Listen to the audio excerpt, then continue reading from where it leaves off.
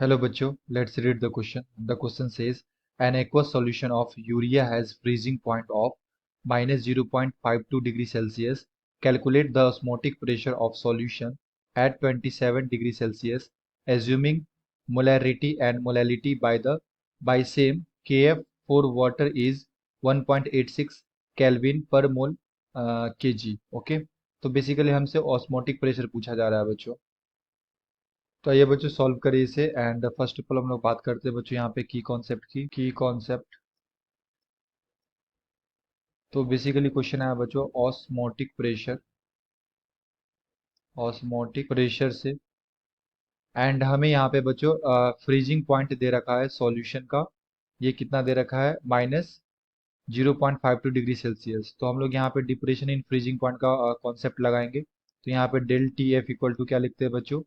I into K F into molality. And del T F को हम लोग क्या लिख सकते हैं बच्चों? T of solvent minus T of solution is equal to I. यहाँ पे यूरिया है तो यूरिया हमारा नॉन इलेक्ट्रोलाइट होता है, तो इसके लिए आई का वैल्यू 1 हो जाएगा।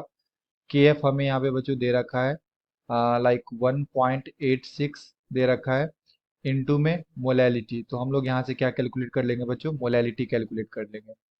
तो जो ये एक्वा सॉल्यूशन है तो यहाँ पे वाटर होगा, तो वाटर का जो बच्चों फ्रीजिंग पॉइंट होता है वो कितना होता है? 0 माइनस माइनस ये आ जाएगा हमारे पास 0.52 इज इक्वल टू 1.86 इंटू में एम।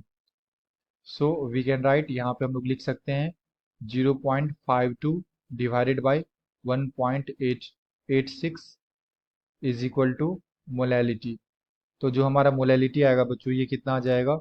ये आ जाएगा हमारे पास वैल्यू 0.280 मोलल। एंड क्वेश्चन में दे रखा है बच्चों assuming molarity and molality by same. तो जो हमारा मोलैलिटी है बच्चों ये क्या होगा? मोलैरिटी के इक्वल होगा अकॉर्डिंग टू क्वेश्चन। सो हम लोग लिख सकते हैं molarity equal to 0.280 molar. Okay, अब हम लोग को निकालना है बच्चों यहाँ से ऑस्मोटिक प्रेशर। तो osmotic pressure pi equal to क्या लिखेंगे? I into c r t. I हो गया हमारा वेंटो फैक्टर, सी हो गया बच्चों concentration, r gas constant and t हो गया टेम्परेचर।